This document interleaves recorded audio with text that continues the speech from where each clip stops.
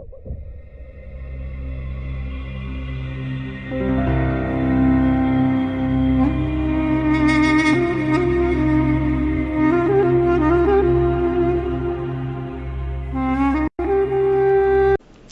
şeytan iki zat vade verdi. Açıkbak gurrunu deyin havluk gitmeyli. Kabira qarib bolorsun diye sen sadaka verecek bolanda. Emma günah etcek bolsan sen harcedi veriyen. Wallahu ya'idukum mağfiratan minhu ve fadla. Emma Hudaý näme diye ey bendem sen harcetsen bir sen günahın geçerin jayın cennet bolor. İkilenci sadaka verdin deyip ta seni qarib koy morun niptir. Allah Zul Celal vade veriyaşını. Hudaý vade veriye. Sadaka verdin deyip sen malın kemelmer hiç vakitte diye. Hud Kur'an-ı Kerim'miş. Resulullah'ın gurrunun iyiliği. Ey insanlar deyiptir. Ramazan ayda Müslümanların ırsıqlı öz köfeliyenler deyiptir. Daşından adamlar darıqsa da hemme kişqow bilyendir Müslümanını öýleri bereketliler. Her kim Ramazan ayda bir arada tutan adamın ağzını açsa günahlarda geçiler, boynu da azat bolar, arada tutanın sogabı sana da yeter deyiptir. O hem sahabalar aytdyr, ya Resulullah, biz ağzatçarlık verer yani koyun öldürür yal, sığır öldürür yal, biz malımız yok deyiptir, 4-5 nefer çağırır yal. Amana. Peygamberimiz näme deyiptir? Yo men hükmen qarın doyurmalymak deyiptir. Öz öýüňden, öz malyňdan, halysyňdan duq bersen, süýt bersen, su versen, hurma versen, öz maljadyňdan bersen, şu ağzyny açtyrsan, şu sogaply bolýar deyipdir.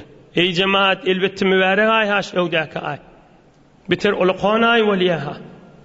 Kur'an inen ay ha. Bu ayın awwal rahmatdır. Hudaý rahmatyny dökýär, ortasynda da günah geçilip, ahyrynda da otdan azat bolmakdyr.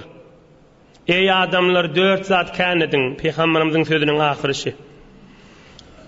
İkisi özüňize gerekdir, ikisi bilen Hudaýy hoş edersiňiz diýipdir. 4 zat.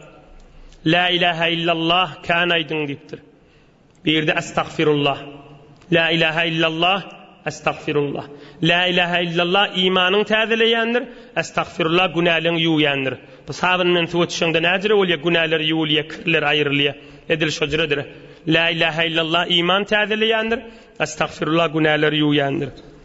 İki zat boldy. Yine iki zat kaldı da. Hudaýa senin cennet dileýär, Hudaýa cehennemden bizi sakla.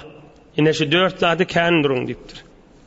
Inne Peygamberimiz aleyhissalatu vesselam Ramazan ayı gelmäke Mered ayın ahyrynda sahabalaryny eşitdiren gurrungy boldy. Hemme geleyliň mübarek ayın bir neçe mübarek gurrunlaryny Dislavynna elhamdülillah berekallah ne kadar yerlerde şu mahallan bir neçe yaş jawan oglanlar bir mollalan köýnegünden uzunca köýnek, uzunca böreği yaş mahallan geyip, yaş mahallan teýýarlap goýupdyr. Men mübarek aýdymyň geýerin, 5 wagt namaza gatnaryň diýip, bir de öňkü ýaşullardan, öňkü adamlardan görüp eşden radymyz däl, siz de görüp eşden nädersiňiz. Berekallah. Şu zamanyň içinde molla däw bolup, qari däw bolup dağı bir bazary ýa bir karment ya karger ya bir danışçu sadece oğlun moltu men mollu köýnek giyip arada 5 wagt namaza gatnaryny ýyp durmaly. Hak imanly adamlar şolar. Berekallah. Onuň munyň bay azalkefinde eşitýändir de eşiterdim. Azalkep Hudaýa aýdylýar. Azalkep peýgamberlere aýdylypdyr. Goý kimde de aýdylsa aýdylsyn. Yine bir bellemeli zat, ey cemaatlar, ey türkmen oğallar, sany bellice 30 gün derrew geçecekdir ha. Hınnyk bilen geçirämäýdiň. Lehze be lehze. Lehze kadryny bileýdiň. Iň ulkan kadryny bilmek bilen günah etmejek bolmaly. Günah edem moýunda subhanallah, elhamdülillah, estağfirullah bir zat aýt, derrew şonu ýuwar. Bir teberrük bir zat aýt, günahyny derrew ýuwar. İnşallah işte bireme açyklaryn.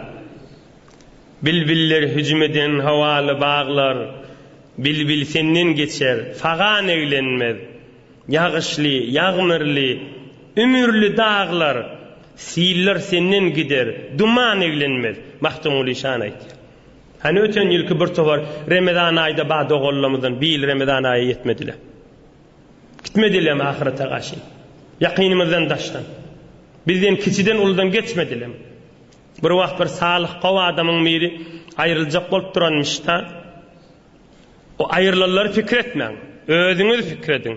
Öz gamymyzy ýeýli. Bir adam aýryljak bolup duranmış, aglapdyr da. Şayetde şejerek meredaýda aýryljak bolan bolsun. Näme aglaýan diýipdirler. Onno diýipdir, öwde Ramazan aýy gelýär, uly millet gönünip arada tutsak, men şu ibadatyň içinde ýok boljagym ýadym ötüp aglaýan diýipdir. Mal, mülk, bidatdan gürrüňi däl ha. Ramazan aýda uly millet arada tutsak, yasumus saimun we lastu fihim. Selalikler turup aglaçarlar ýejekler. Ve günnüzlerine mert bolup imanı orta okuyacaklar. Şolaň içinde yoklugum ýadyma düşen aglaýanlypdyr. Adam wagtlarynyň gadryny bilýänmişlikler bil adamlar. Inni öz güýdi çatmany, şiil aradaýda men ýokdurun diýip, şoňda da hasret çekip, şoňda da sogabyny özleri bilen alyp gitýänmişlikler bu adamlar. Berekellah. Hakikat berekellah. Hakikat Allah'a kuvvet versin. Hudaý kuvvet versin. Hudaý kuvvet versin. Kime? Bir tofar zenanalara öýde ne adam sarada tutýar, ne oglan şo arada tutýar, ne gaýnata sarada tutýar. Ýekeje ölüp selaligini ýip, bigat azal kefeştip, bigat galmagally öýünden kefeştip. Bir musulman zenana bir ýaňa düşüpdir pahir gelin bolup. Döwründe hiç kim arada tutana ya günniz aydym gıygırdypdy, mahwara gıygırdypdy. Şolaň içinde imanyny gaýym bolup selaligini ýip, on öýde de ıza verip selaligini ýip bilmese akşam ýip ýatyp, ölüp agdaçarlygyna ýetip, agdaçarlykda da bildirmäni beýip şeýdip arada tutup gedipde. Hudaý şo bennelere kuvvet bersin, kuvvet de berýändir inşallah.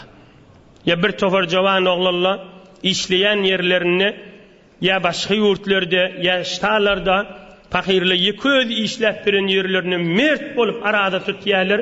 Döwründe de bigat azal kepler aýdyp durlar, azal kepler aýdyp durlar. İnşallah şu adamlarda kıyamatda halk hesap kitabe uyumen tuqa Hudaýyň rahmatyndan gaty umiddir. Şol adamlar ýortup jennete girer inşallah.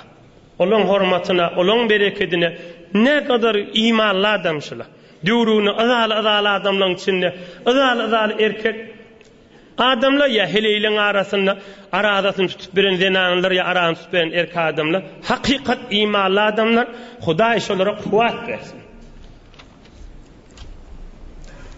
Emma Ramazan aýynyň içinde marid adam awwalky bellemeli zady musulman takwa düktörlere geňeşmeli. Az bolsa bolsun geňeşmeli, arasda düktörlere geňeşmeli. Baran moýuna häzir sen derdiň soramakka agdyň aç diýen adam bolmasyn. Her kim bolsun tarap. Bu iman, musulmançylyk düşünýän adamy geňeşin. Men şu gurslamy, şu atçak kapsullamy ya ignelemi aradadan soňramy goýanym menen müşkili barmy? Bir musulman düktör bolsa taňa dogrusyny aýdyp berer. Ya iki wagtda bir selerlik bilen agdaçarda men fakat atçak gursumy ya şerbetimi aňruji bolar ýanyk bolsa şoňa kokläwer diýip de aýtmaly. O da arasda musulman imanly adam bolsa ýogyny aýdar. O bolmaýanmışda Ahirin bir müşkili var, wagt su içip durmaly, wagt çörek ýep durmaly, ya her 4-5 sagatdan 8 sagatdan dagy kursyna açyp durmaly. Hulasa bir müşkili bar, Kur'an-ı Kerimde var her gece tarawada okulýar. Fa'iddatun min ayyamin ukhar. Başgurun qada edamad. Şo jüren meriz bolup tagy. Fakir narahat öz arada tutup bilmeýänligine. Onu da zor tutsak bolmasın. Hudaý aýtdy, tutmasın ol adam diye. Näme hakikaten fakir derdiňe teginne de. Derdi artjak bolsa ya helak boljak bolsa tutmaly däl. Hem başga bir gün qada edamady. Ve tini ve zeytun da ayet ba. Emma bilyan suresi. İllellezine amenu ve amilus salihati idi felahum ecrun gayru memnun. Hud Allah'ın kelamı. Merid olup ya qarry olup tutup bilmese hakikat arada tutanyň sogabı baş ol adamlara. Ve tini ve zeytun va. Thumma radadnahu asfala safilin. İllellezine amenu ve amilus salihat felahum ecrun gayru memnun. Allah edul celalın kelamı.